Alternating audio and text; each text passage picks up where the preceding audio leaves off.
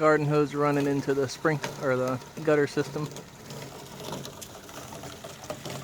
It's not overflowing.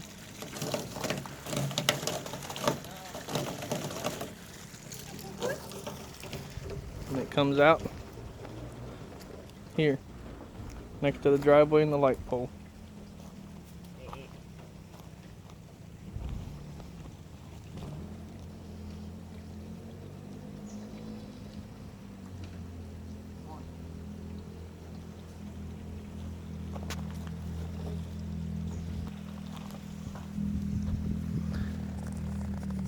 You can kind of see the black corrugated pipe.